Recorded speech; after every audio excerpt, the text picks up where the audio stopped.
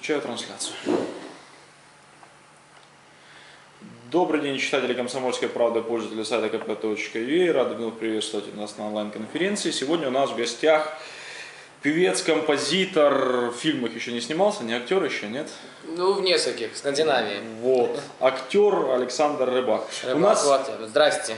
времени не очень много, поэтому я сразу прошу прощения, если поздравлений и пожеланий тебе будет в нашем онлайне чуть меньше. Я их буду сокращать просто для того, чтобы побольше задать вопросов. Собственно, первый вопрос задам, наверное, от себя, а не от читателей. С удовольствием. Что делаешь, по какому поводу приехал в Киев? Расскажи. Я сейчас... у меня сейчас премьера нового сингла, и мне всегда нравится, чтобы была история за каждой песней. Не просто, что новый сингл в том же самом формате, а всегда хочется, чтобы это было искренне и от души. И иногда это про любовь, которую я никогда не получил. Иногда это про сумасшедших фанаток. Но это чтобы все было правдивые истории. В этот раз я написал песню, когда мне было вообще довольно трудно. Слишком много туров было, слишком много работы, я уже совсем хотел сдаваться. Но как раз тогда написал песню о том, что если мы все будем вместе, так все получится. Ну, такой клише. Ясненько. И послал его в DreamWorks Animations в Америке. Хотя они меня совсем не знали, конечно, но послушали песню.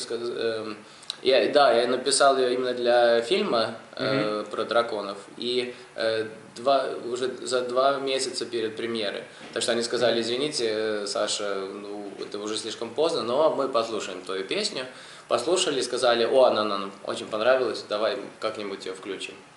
Слушай, подожди, ну так получается, эта инициатива полностью твоя, да? То есть ты увидел первую часть мультфильма и решил, дай-ка я там напишу саундтрек ко второй. Вот написал и взяли, правильно? Ну да, повезло. И я, честное слово, я очень часто так делаю. Просто часто, конечно, это неуспешная история. Очень часто я работаю, люди говорят, что извини, это нам не подходит или не в формате.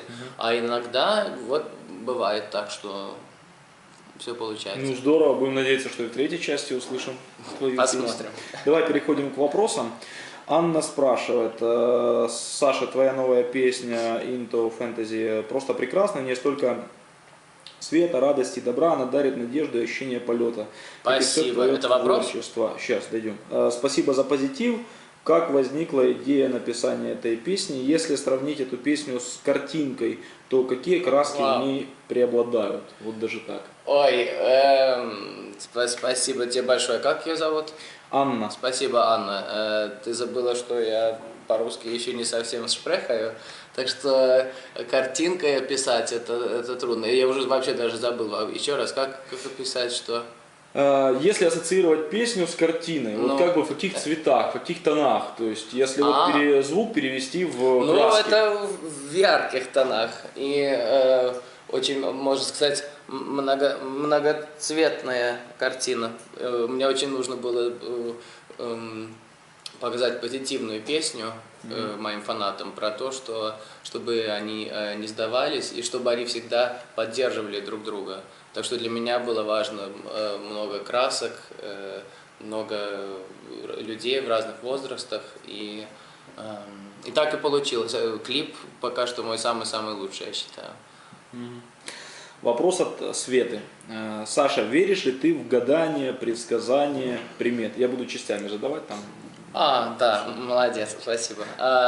Ну, иногда верю, иногда не верю. У нас в Норвегии называется det heter etterpåklokskap, понимаешь?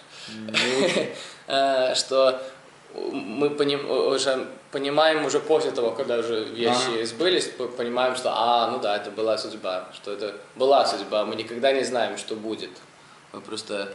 Мне нравится думать, что что-то получилось так, как нужно было, как в судьбе. Сбывалось ли что-нибудь из этих предсказаний? Ну, возможно, тебе... Ну, я пробую так поменьше думать, да. Потому что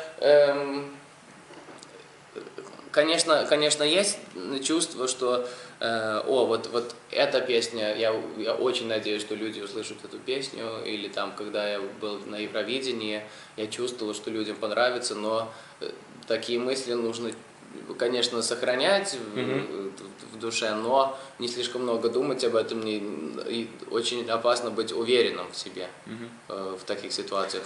Нужно быть, уверенным в себе можно быть, но уверенным в проекте это лучше быть чуть-чуть осторожным. Без чрезмерности, да, без переборов. Да. А на бытовом каком-то уровне, возможно, кто-то сказал, там, у тебя, не знаю, что-то там случится в жизни, вот надо же, там, случилось. Вот такие вещи были, если отвлечься от творчества? Или... Знаете, что в Скандинавии все друг другу завидят. Как-то есть такое? Завидуют. Завидуют. И, например, радиостанции, там, если я сочинил какую-нибудь песню, именно вот для радиоформата, и все, например, в телепроекте говорят: о, Саша, вот это будет самый-самый большой хит в Норвегии, это мы тебе обещаем. Я говорю: но это же не вы можете это решать. И очень часто, когда люди мне такое говорят, тогда не сбывается это. Вот вторая часть вопроса. Когда участвовал в украинской битве экстрасенсов, тебе парень предсказал болезнь горла, и потом это действительно сбылось? Совпадение или вот это сбылось предсказание? А действительно, что это за история была? Да, и они еще предсказали, что я скоро в Норвегию вернусь, и тоже вернулся. Но такие предсказания, конечно, не очень четкие. Они больше, по крайней мере, очень возвращение в Норвегию, понятное дело, что ты в какой-то момент все равно бы туда съездил, наверное, или... А то, что человек заболел и кашля сказал, что Саша, ты завтра заболеешь, так это тоже как-то, это не совсем магия. Так, скажи, какие люди по характеру тебя привлекают больше всего, что ты ценишь в людях? Черта характера в человеке, которая тебя привлекает больше всего? Мне нравится, когда люди честные, когда они не подлизываются. И когда я всегда знаю, что я всегда могу спросить у них обо всем, и они мне всегда ответят так, как есть. Это самое лучшее. Честность и искренность. Да, и попа красивая. Немаловажно. Да, девушка.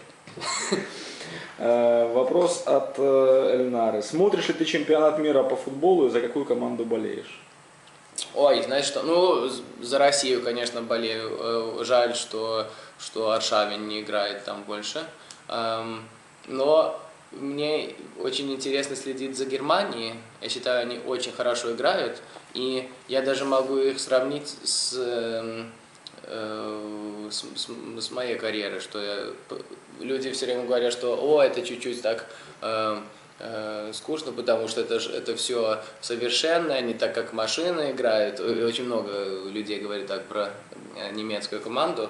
А вот для меня, наоборот, это хорошо, это значит, что они подготовились, что все на 100% они делают. И мне тоже, тогда можно сказать, что я тоже играю на скрипке как машина, но это просто потому, что я все знаю, что делать, и подготовился, и уже больше не волнуюсь.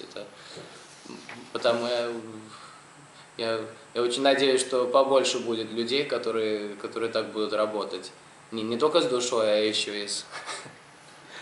Вопрос от Кристины. Привет, Саша. Ответ на вопрос, как приручить дракона, мы получим в одноименном мультике. А как приручить Александра Рыбака? Здравствуй, Кристина. Приручить, во-первых, что это значит? Наверное, завоевать сердце. То есть я это так понимаю. Ты уж понимай как. Самое лучшее меня не трогать, не доставать меня, и с временем я тебя буду доставать. Вот. Это менталитет у многих парней такой. Я не знаю, Кристина поняла или нет, надеюсь. Вопрос от Эльнара. Эльнара, в принципе, много вопросов, я частично их зачитаю. Да.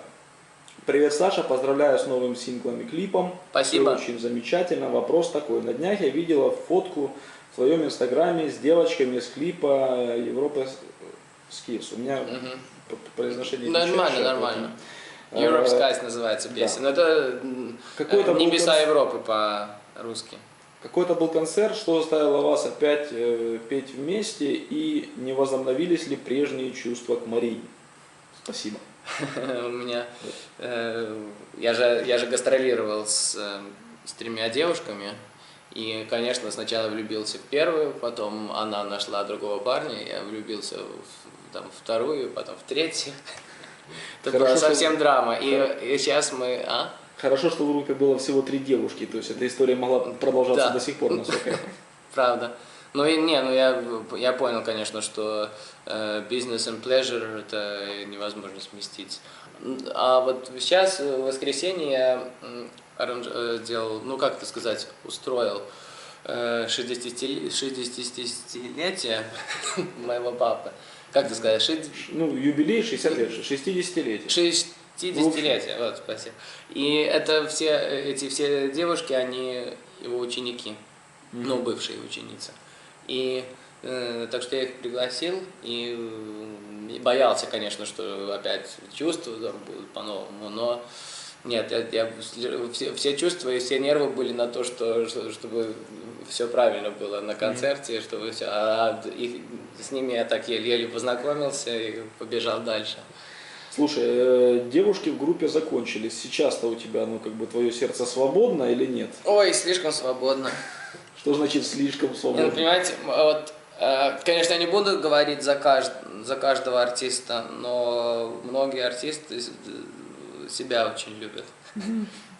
И тогда сердце уже давно занято. Когда трудно нам, когда есть же иногда периоды, где все не получается, где новую песню не любят и так далее. Вот тогда мы слабые, и тогда нам хочется какой-то партнер. А кроме этого, мы очень трудные люди. Так что вот я вам честно ответил. Вот Ангелина спрашивает, опять-таки продолжая эту тему. Александр, как вы поймете, что нашли ту самую девушку? Ой, это очень часто понимаю. То есть ты очень влюбчивый, насколько я понимаю из разговора, в принципе, то есть... Я не влюбчивый человек, но раньше был, а сейчас...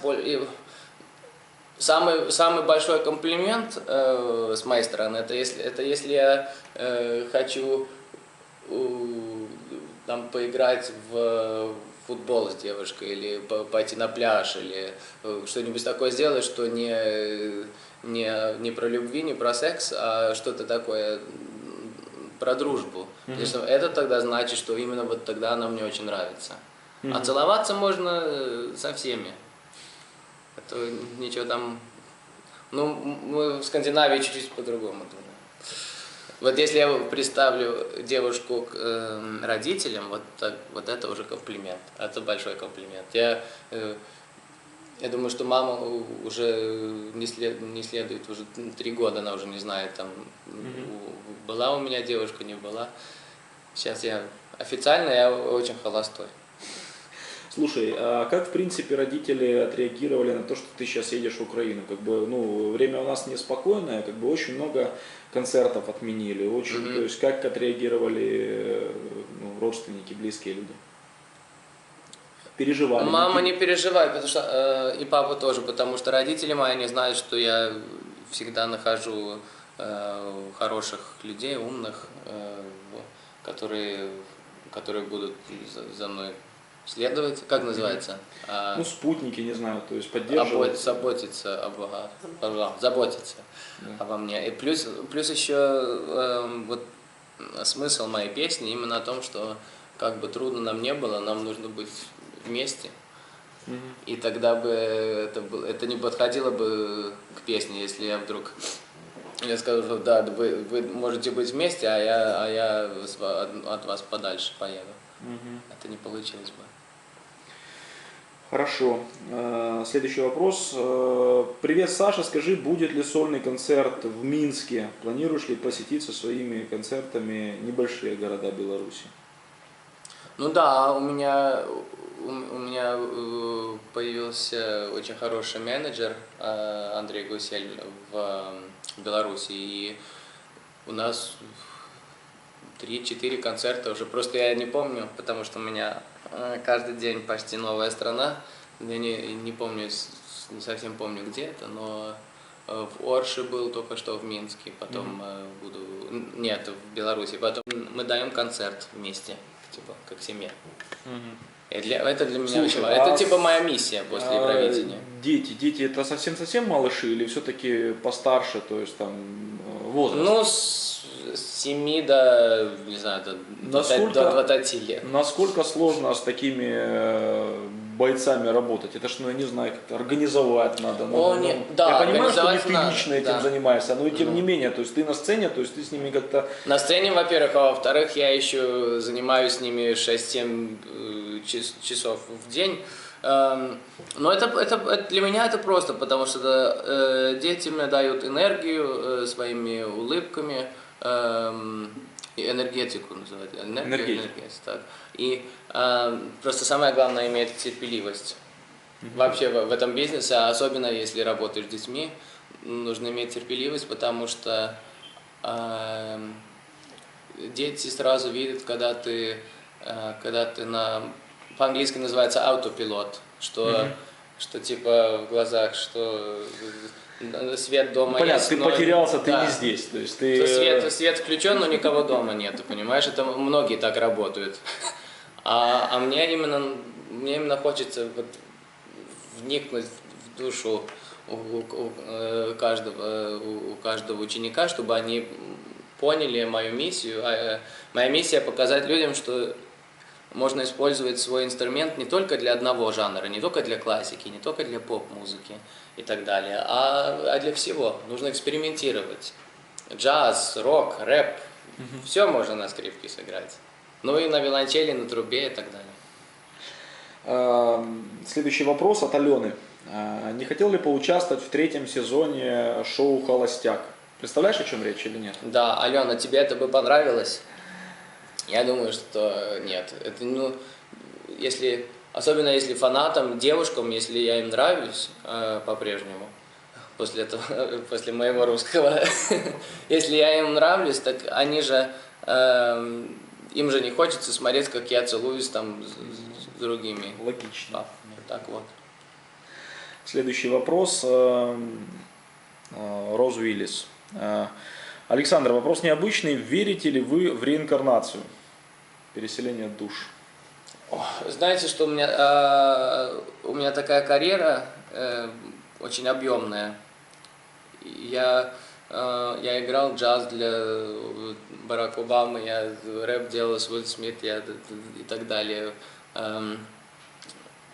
Я был в очень многих разных странах. Это чувствуется, что у меня реинкарнация То есть у тебя она еще... каждый день, каждая неделя, да. Я уже чувствую, что я уже,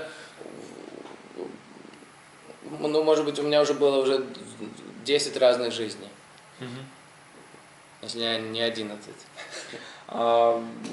Когда ты играл джаз для Барака Обамы, что это было? Что это было за мероприятие? Это Нобелевская премия была в Норвегии, так что мне повезло, что тогда каждый год, когда Нобелевская премия, так тогда одного артиста выбирают на концерт. Круть. А с Уильямсом? А Уилл Смит как раз тоже на том же самом концерте, он меня представлял, он был конферансье, а потом был автопарти. И там мы могли вместе поиграть. Здорово. Ну да, конечно, встречаем людей, Хулио Иглесиас Джуниор, но самая моя любимая встреча была с Королой. Ну, мы знаем, мы хорошо дружим вместе, и у нас тот же самый стиль музыки, можно сказать. Так, Моисей. Скажи, пожалуйста, когда вы начали изучать русский язык? Слишком поздно. Не, мне повезло вообще-то, потому что я же с Беларуси, я всегда учил русский язык, но мне повезло, что когда я переехал в Норвегию, так по-прежнему мои родители заставляли меня разговаривать по-русскому. И вот перед Евровидением у меня русский был совсем ужасный. Если люди считают, что у меня сейчас плохой русский, так тогда был вообще ужасно. И Ну, я помню, когда ты приходил к нам после Евровидения, действительно, ну, то есть трудно очень. на уровень выше, вот сейчас, Да? допустим. Ну, спасибо. Мы как бы начали говорить, почему я, может быть, очень быстро говорю, потому что так как ты отвечаешь, такое ощущение, что ты на русском говоришь давно. Ага. Поэтому... Ну, хорошо, хорошо. Не, ну я понимаю очень хорошо по-русски, но иногда сам начинаю заикаться и так далее. Так, доброе утро, Саша, спасибо за твою новую песню, за потрясающий клип, мне очень понравилось. У меня такой вопрос, когда выйдет третий фильм «Как приручить дракона», это, наверное, не к тебе. Ты также будешь Почему? озвучивать? Это мне я знаю, я все знаю. Про Тогда рассказывай. трилогию. И будешь ли озвучивать главного героя в норвежском варианте? Ну, буду, в Скандинавии буду озвучивать главного героя, а вот про песню я не знаю, конечно. То есть еще Но сейчас не... В 2016 году будет третий фильм. Мы еще ничего не знаем. Не обсуждали еще. Но я знаю, что это будет летом 2016 году. Анюта спрашивает. Привет, Саша, буду счастлив, если передашь мне виртуальный привет. А теперь мой вопрос. Привет, Саша. Анюта. Анюта. Нютик, привет, виртуальный. Чего ты боишься больше всего в жизни? Ой, это ой, я уже... Я даже не задумывался об этом. И не надо задумываться. Не надо, если человек ничего не боится, так лучше не задумываться об этом, да. У нас время уже потихонечку подходит к концу, буквально еще вот пару вопросов и будем завершаться. Илья спрашивает.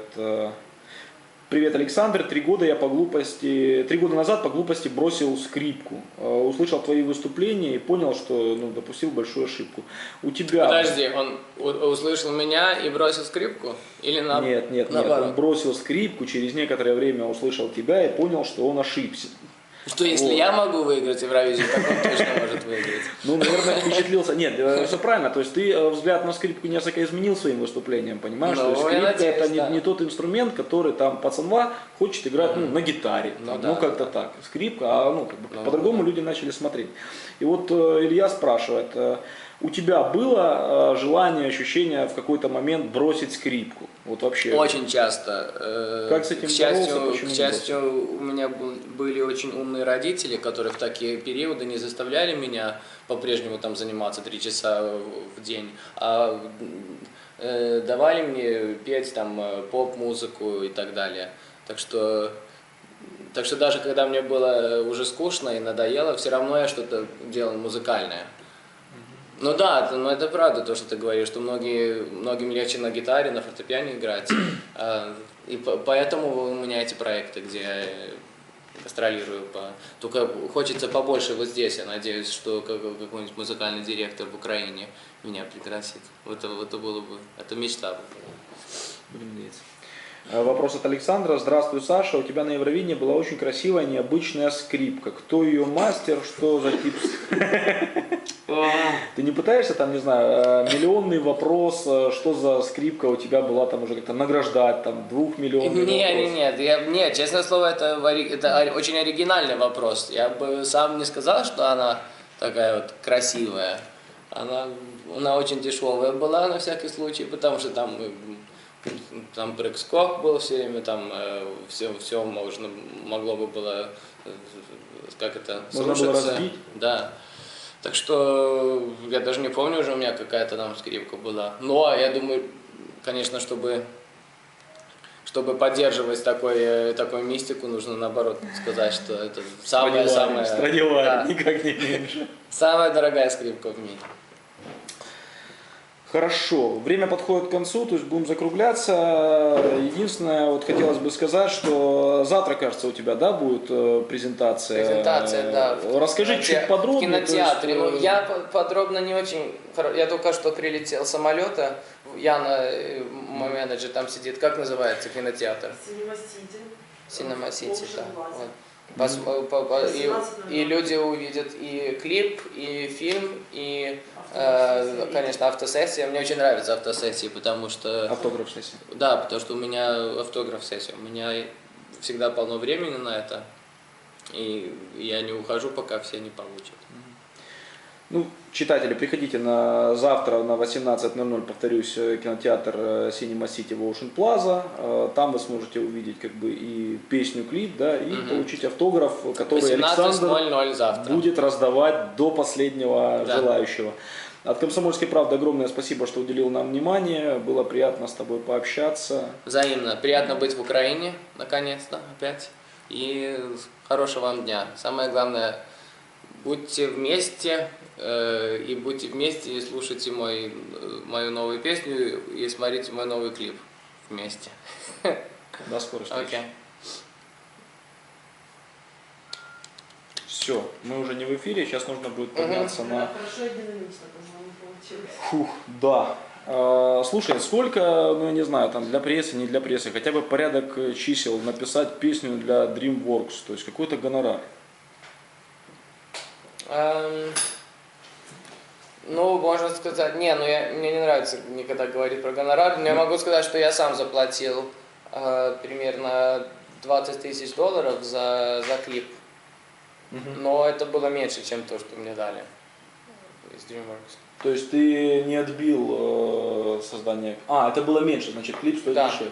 Да. Нет, да, Ну, клип был... за клип он заплатил $20 000, а DreamWorks дали больше. Ну сколько Саша хочет? Я понял. Ну хотя бы Но то это есть, все равно порядок цен. это не астрономические деньги. Да.